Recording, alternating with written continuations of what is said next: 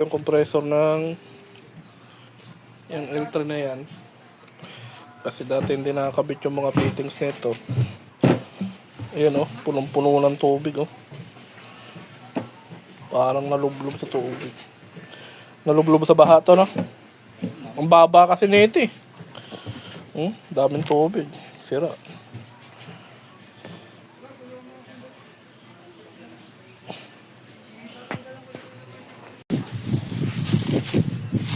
Ang Montero to.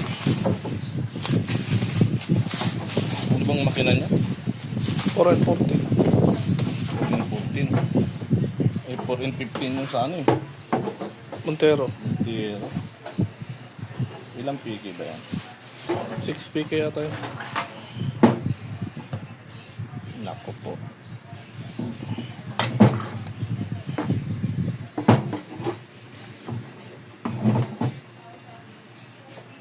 Oo, 6 PK. Tapos ito 1, 2, 3, 4. 5 PK lang.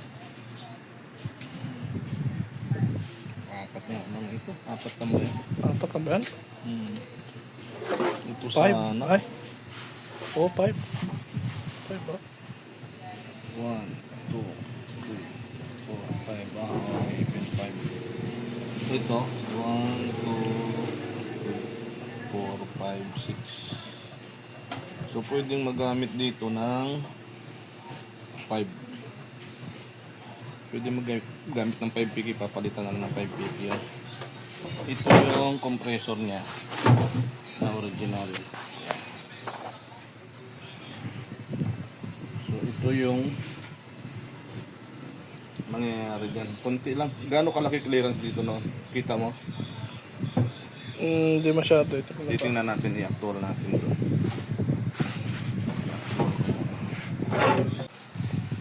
So ito yung pampajero. So ito yung original na compressor ng L300 na yan. Pakita mo. CRDI na 40, ano yan? 4M14. 4M14 na makina. Ito, pang Montero to. So try ko to kung hindi tatama itong likod nito sa oil filter. Testing ko muna yan doon. Kasi pag 15C, wala tayong stock. 17C mahaba naman. Pakita mo to, nakita ba yan? Ito yung 17C mahaba naman. So hindi uubra. So ang isa pang naging kaso nito, ito 6 PK, ito 5 PK. So mangyayari na lang nito, magpapalit tayo ng 5 PK na belt. Pwede naman gawin yun kasi wala na talaga, lawlaw na talaga tong sira-sira na itong compressor na ito. Puro tubig na laman. Ayun, nakita naman doon. So ito yung try natin ipasok doon. At saka ito, halos hindi na nagkalayo ng ano yan, ng fittings yan. Ang naging kaso nga lang nito yung position ng fittings niya. Pero titingnan natin kung makayanan ni ano yan. Sige, mamaya na yun. I-try ko muna to. Na-try ko na dito yung compressor ng Mitsubishi. Alanganin yung fittings dito. So dito kasi nakalagay yung fittings. Tapos okay na sana rito. Ang problema nga lang yung sa fittings nga. Oh, naka-play ko na. Sa fittings nga. Tapos kung 15C ang ilalagay, alanganin din. Dahil yung fittings na naman tatamaan itong chassis na to. Di katulad nung original na compressor, talagang nakadesign dyan. So pwede naman to, wala naman posible dito, magagawa naman to, gagawa ng paraan kung paano, pero maghahanap ng compressor na angkop dito kung ayaw ibalik yung original.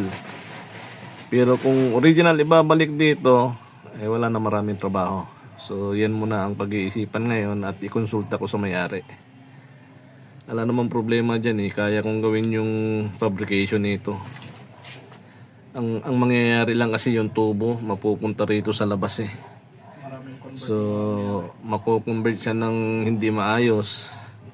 Yung dating pipe, itong mga piping niya na to, ayan, ito hindi na may kakabit sa tama to. Ayan, Babaguhin na talaga to. Yan. Sa kabila na padaanin to, pag binago to. So, ayan, pag-iisipan ko muna, ikonsulta ko muna sa may-ari yan. Kung paano ang desisyon niya rito.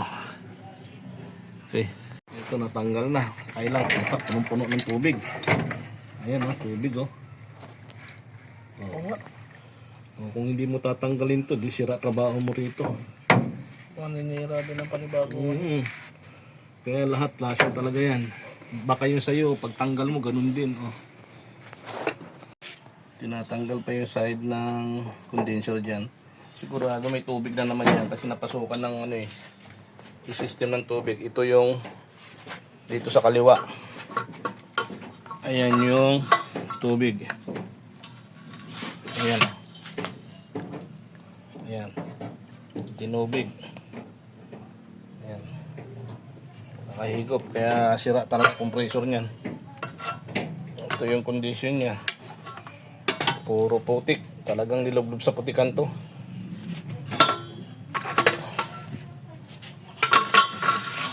Kung hindi tinanggal to, hindi i-flushing. Pero kahit na i-flushing yan, kung doon nakakabit, hindi rin maalis lahat tubig dyan.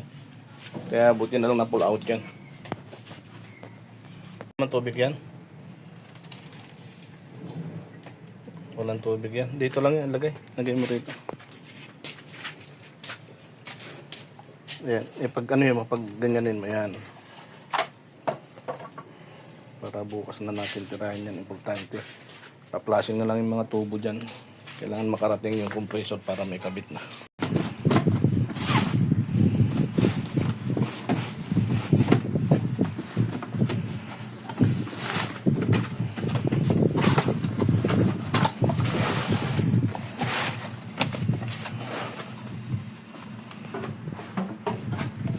Ito na yung luma niya.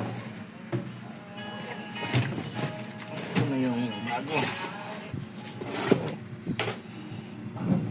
Parehas, no? Pares ba?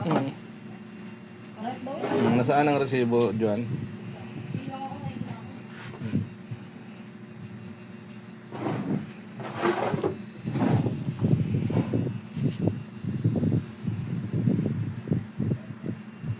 Parehas naman.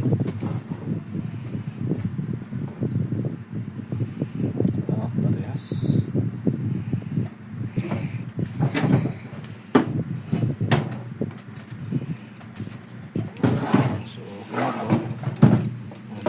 Ito mga materialis na nabibigyan dito.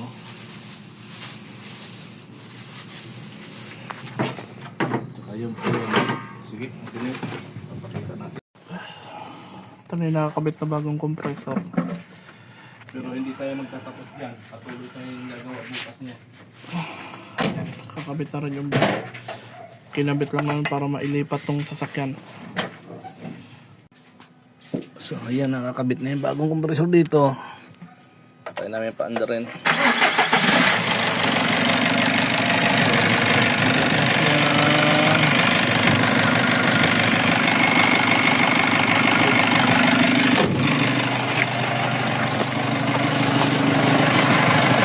yung bagong compressor, nakakabit na. So walang hassle, original pa rin. Kaya walang masisira. Okay.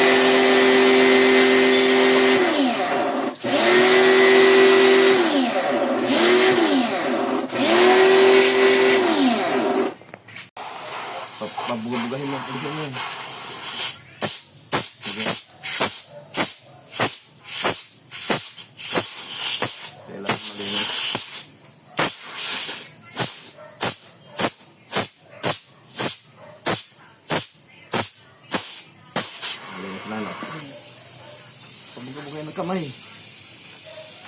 Ayan.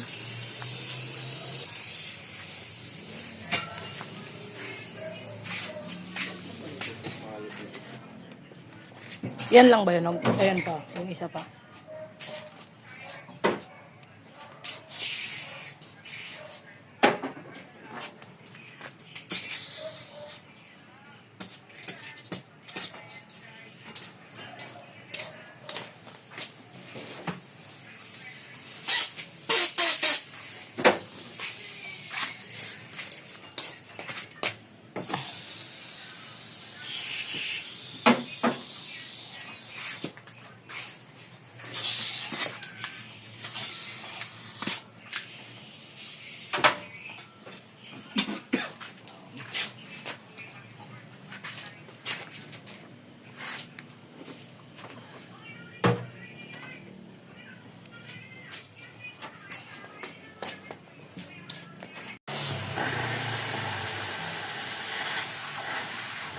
Itim na yan, tapos kamay-kamay mo na.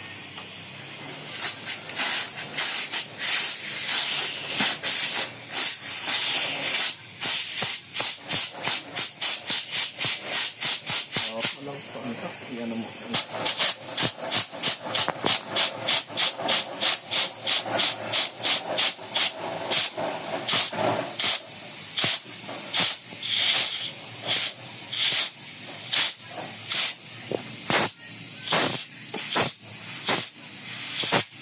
Yan ang mga ulit. Wala kami kamay mo. Bumabasa pa. Doon meron doon.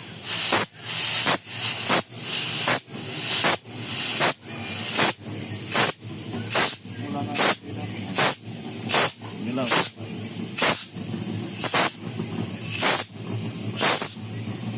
Okay na yan. Ayun o, tubig yan. Kabugay mo din doon.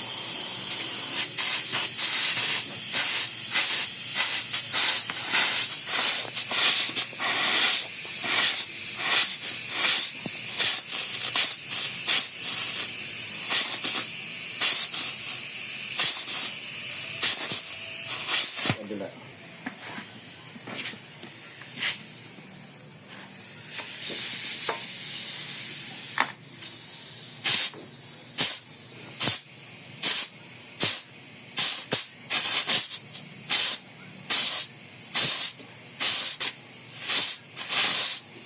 Lagyan natin ng ano.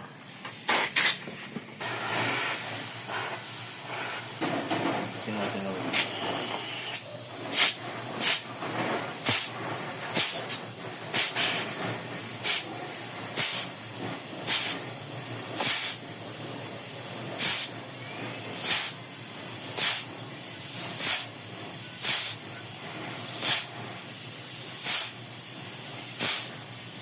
Lagyan natin paglakas ng hanggang nito.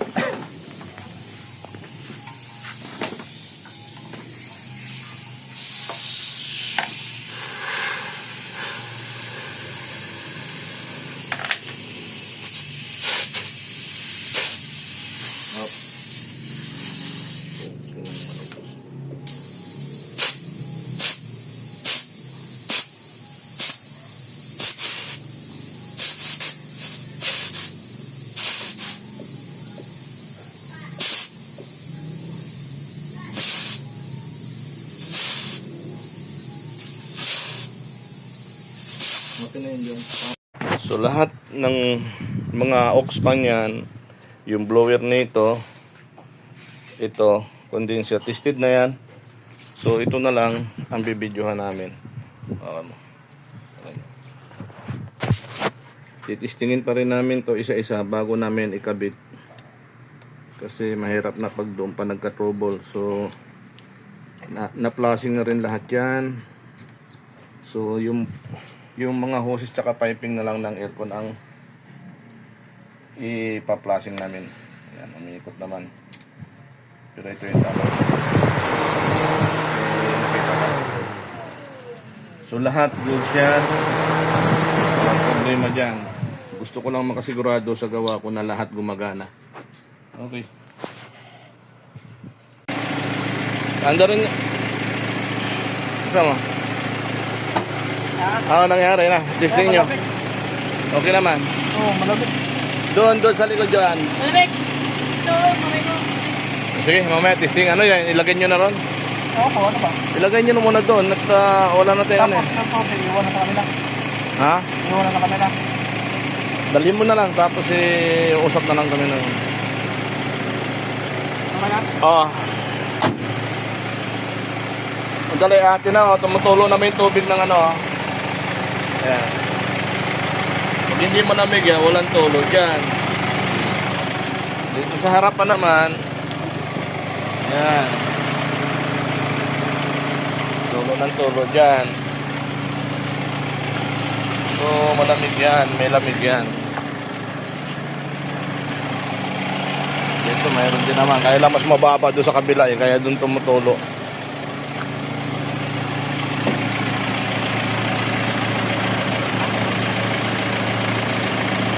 Okay na yan. Ha?